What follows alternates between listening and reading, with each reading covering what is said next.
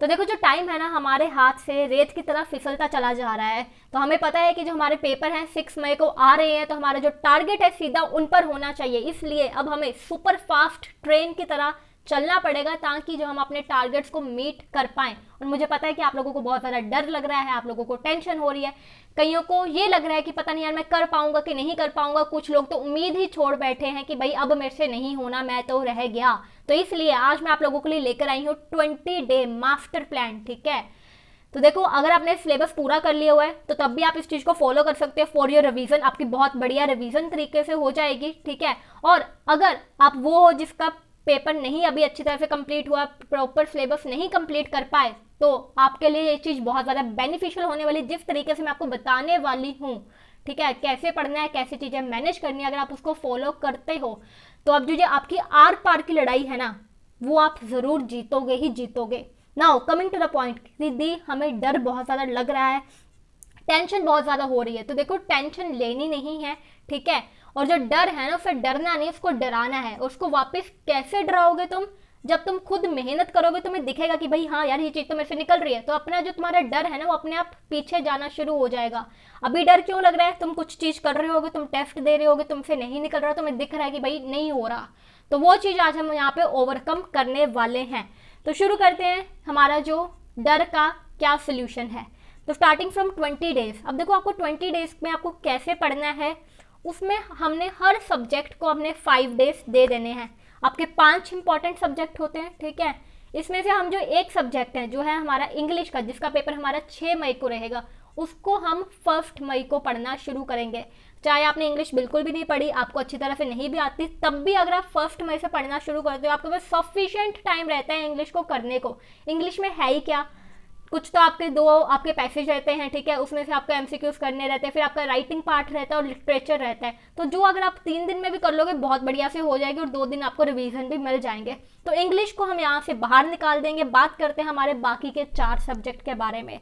तो देखो, करना क्या, आपको हर सब्जेक्ट पे आपको 5 दिन दे देने हैं। ठीक है, और अब इस वीडियो में आप 5 दिन है ना पूरे डेडिकेटेडली दोगे। अगर आप मेरी 30 डे स्ट्रेटेजी फॉलो कर रहे हो, अगर आपके लिए वो बहुत बढ़िया काम कर रहे हो, आप उस पर प्रॉपर डेडिकेटेडली काम कर रहे हो, देन वेरी गुड। ठीक है, अगर आपके उस चीज़ को नहीं फॉलो कर पा रहे, ठीक है, तो आप इस चीज़ को तरीके से फॉलो करोगे तो तुम्हें रिजल्ट मिलेगा। क्योंकि इस बार हम 2 सब्जेक्ट लेकर नहीं चल रहे, एक ही सब्जेक्ट लेंगे और उसको अच्छी तरह से बैंड बजाकर उसकी धुनाई कर करके पढ़ेंगे। Okay, now coming to the point कि आपको क्या करना है। आपको जो 5 दिन देने हैं, उस 5 दिन में आपको जी जान लगाकर उसमें पढ़ लेना है। ठीक है, जितना तुमने पूरा साल नहीं पढ़ा, जितना तुमने पहले मस्ती मारी, एंजॉय करा, फोन चलाया, उस सारी चीज़ों का अब यहाँ पर कंपनसेट करने का तुम्हें एक मौका मिल रहा है। ठीक है, ये 5 दिन ऐसे होने चाहिए कि तुम्हें खुद को पता ना लगे कि भाई ये 5 दिन कहाँ चले गए।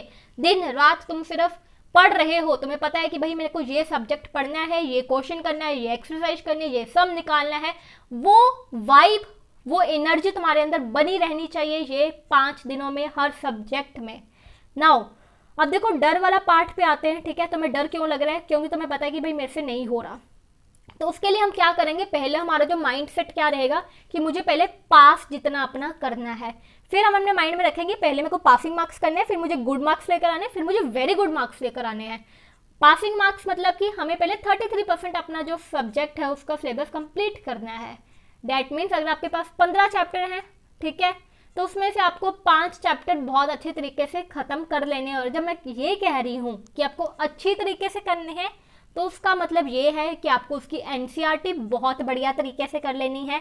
ठीक है, और यहाँ पे एक और क्वेश्चन आता है कि दी अगर हम एनसीईआरटी अच्छे तरीके से कर रहे हैं तो क्या वो सफिशिएंट है? तो यस, वो बहुत अच्छी तरह से सफिशिएंट। अगर आप एनसीईआरटी को बढ़िया तरीके से विद प्रैक्टिस कर लेते हो, आपके 90% बहुत बढ़िया से आ जाएंगे। ठीक है, तो एनसीईआरटी कैसे करनी है, एक्सरसाइज, बैक एक्सरसाइज, बीच में जो आपको एक्टिविटीज दे रखी हैं वो बहुत बढ़िया तरीके से करनी है, न्यूमेरिकल अच्छी तरह से कर लेने हैं, एमसीक्यूज अच्छी तरह से कर लेने हैं, डेफिनेशन 2 मार्क्स, मतलब सब कुछ, डायग्राम्स, मैप, सब कुछ आपको जो आपने 5 चैप्टर पहले टारगेट करने हैं ना, उसको बहुत बढ़िया तरीके से कर लेने हैं। फिर इसी तरह से अगर हम कहते हैं कि भाई मुझे गुड मार्क्स लेकर आने, मतलब मुझे 70% लेकर आने, उसके लिए आपको कितने करने पड़ेंगे, 11 चैप्टर 90% लेकर आने हैं। 14 चैप्टर कर लो, ठीक है। तो इसी तरह से हम लाइन बाय लाइन चलेंगे। तो जब आपका 33% हो जाएगा ना, आपको लगेगा भाई यार इतने नंबर तो मेरे कहीं नहीं जाने वाले, ये मेरे मार्क्स पक्का हैं, दैट्स गुड, ओके। फिर हम करेंगे आगे के 4 चैप्टर, फिर हमें लगेगा ओके अब मेरे 70% मार्क्स भी कहीं नहीं जाएंगे। इस तरह से आप में कॉन्फिडेंस भी बढ़ेगा। अब बात करते हैं कि आपको इस 5 दिनों में कैसे चीज़ें मैनेज करनी है, कैसे पढ़ना है। तो देखो, जब आपका पहला रहेगा ना डे 1, तो पहले तो आपको कोई सब्जेक्ट उठा लेना है। 5 दिन आप लगाओगे मैथ्स पे, 5 दिन आप लगाओगे साइंस पे, 5 दिन आप लगाओगे एसएसटी पे, और 5 दिन आप लगाओगे हिंदी पे।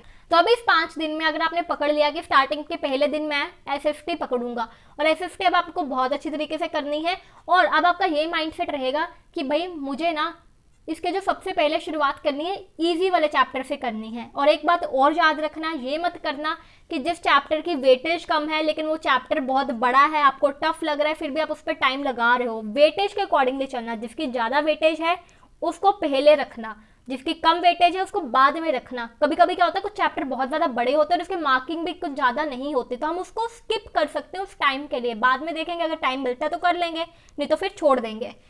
तो फिर आपको क्या करना है, सबसे पहले आपको इजी वाले चैप्टर ढूंढने हैं। तो देखो, हर बुक में ना ऐसे वाले चैप्टर ज़रूर होते हैं जो बहुत ज़्यादा इजी होते हैं और जिसकी स्कोरिंग भी अच्छी तरीके से दे रखी होती है। तो आपको ऐसे वाले चैप्टर जो कि 3-4 रहते हैं, तो आपको पहले दिन में वही टारगेट करना है कि मैं ऐसे वाले चैप्टर पहले दिन में अच्छी तरीके से ख़त्म कर लूँगा।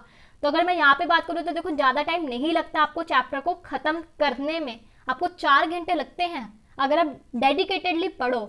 और डेडिकेटेडली की अगर मैं बात कर रही हूँ कि प्रॉपर डेडिकेशन, तो देखो जिसकी जितनी ज़्यादा डेडिकेशन रहेगी, जो जितनी श्रद्धा से, ठीक है, जो जितनी मेहनत से लगाकर पढ़ेगा ना, उसकी उतनी परसेंटेज ज़्यादा ऊपर बढ़ जाएगी।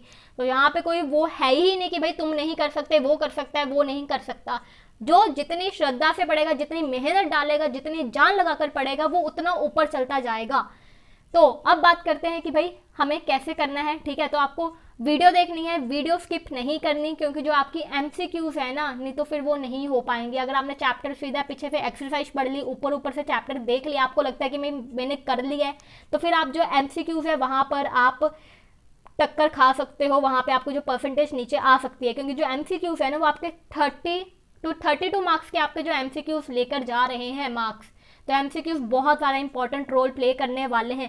अगर आप एमसीक्यू सारे सही करके आते हो पेपर में, तो आपके बहुत आराम से 32 मार्क्स बन जाते हैं।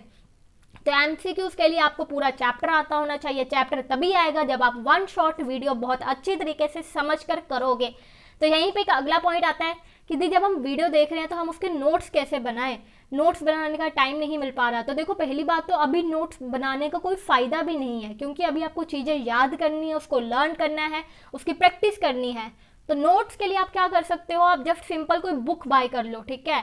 तो अब यहाँ पे जैसे मैं कहती हूँ कि कोई बुक बाय कर लो, तो एक और पंगा आ जाता है बच्चों को कि दी मार्केट में जो बुक्स है बहुत ज़्यादा महंगी है। अगर हम हर सब्जेक्ट के लिए 300 या 400 रुपये की एक बुक लेकर आएंगे तो वो चीज़ें हमारे लिए टफ बन जाती हैं। तो देखो, आई टोटली अंडरस्टैंड, क्योंकि ड्यू टू कोरोना काफ़ी सारे लोगों की जो फाइनेंशियल कंडीशन है वो टफ हो चुकी हैं।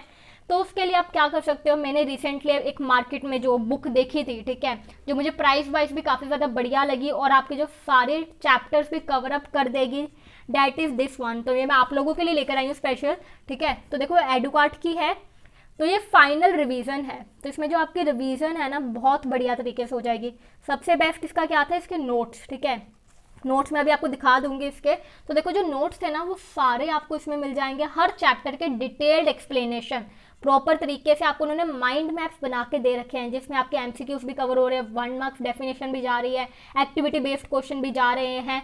तो अगर आप इस चीज़ को अपने साथ लेकर चलते हो with your preparation with videos, तो आपको जो काफ़ी बढ़िया वो स्कोर बन सकता है। तो नोट्स की बात करूँ तो नोट्स यहाँ पे कवर हो रहे हैं, आपको साथ में केस बेस्ड स्टडी क्वेश्चन भी मिल जाते हैं, जो मैंने अभी आपको बताया बहुत ज़्यादा इंपॉर्टेंट है, तो उसकी भी आपको सफिशिएंट एग्जाम्पल मिल जाती है। एंड मोस्ट इंपॉर्टेंट, किसमें आपके सारे सब्जेक्ट कवर हो रहे हैं, ठीक है, एक सब्जेक्ट कवर नहीं हो रहा, आपके जो 500 के 500 सब्जेक्ट है बहुत बढ़िया तरीके से कवर हो रहे हैं। और इसका जो प्राइस था वो था 250 रुपीज़, ठीक है। तो 250 रुपीज़ में अगर आपको 500 सब्जेक्ट मिल जाते हैं तो बहुत ही बढ़िया बात है। तो जितने भी बच्चे मुझे कह रहे थे कि दी हम परचेज नहीं कर सकते, तो आई थिंक ये आपके लिए बहुत बढ़िया एक ऑप्शन है, अफोर्डेबल है। तो देखो, अगर आपको आपके आसपास की शॉप पे मिल जाए तो बहुत बढ़िया, नहीं तो मैं आपको डिस्क्रिप्शन बॉक्स में लिंक डाल दूंगी, तो चेक कर लेना। तो अब बात करते हैं कि ये हमारा ये चीज़ होगी, ठीक है।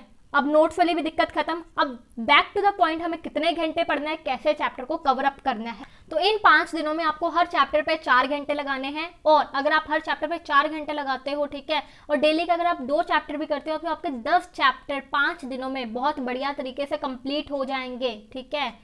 तो अगर आप दिन में 12 घंटे पढ़ते हो ना, अगर आप 12 घंटे डेडिकेटेडली देने वाले हो, तो फिर आप एक दिन में 3 चैप्टर भी कंप्लीट कर सकते हो, और आप 5 दिन में 15 चैप्टर भी कर सकते हो। तो देखो, हर चीज तुम पे डिपेंड करती है, आप पे निर्भर करती है कि आप कितनी पैशनेटली पढ़ने को तैयार बैठे हो। तो ये चीज तुम पे निर्भर करती है कि तुम कितना टाइम देने वाले हो। और रही बात मेहनत की, तो देखो, मेहनत का कोई तोड़ नहीं है, मेहनत तो करनी पड़ेगी, पढ़ना तो पड़ेगा ही। तरीके हैं कि कैसे पढ़ना है, कैसे चीज़ों को स्मार्टली एनालाइज करके उसको कम तरीके में पढ़ के अच्छे नंबर लेकर आने हैं, लेकिन पढ़ना तो पड़ेगा ही। तो देखो, कुछ बच्चे ऐसे भी होते हैं ना जो एंड के डेज में या फिर पेपरों की जो बीच में छुट्टियां होती है ना, उसमें पढ़कर भी 70-80% ले आते हैं, क्योंकि उनको पता होता है कि भाई हमने पूरा साल मस्ती करा, एंजॉय करा। लेकिन जो वो 3-4 दिन होते हैं ना, फिर उसमें वो फोन तक को हाथ नहीं लगाते, क्योंकि उनको पता है कि भाई अब पढ़ना ही पढ़ना है, क्योंकि यही एक मौका है। ये तुम्हारी जो आर पार की लड़ाई है ना, इसमें ज़्यादा तुम पेपर को फोड़ोगे या पेपर तुम्हें फोड़ेगा। और मैं ये नहीं चाहती कि पेपर तुम्हें फोड़े, कि पेपर को देखकर तुम्हें रोना पड़े। नहीं, तुम सब लोग अपने जो पेपर है ना उसको फोड़ कर आओगे और आने वाले हो। तो ये बिलीव तुम्हें अपने आप पर होना चाहिए, that I can do it. और पैशनेटली डेडिकेटेडली लग जाओ पढ़ने के लिए।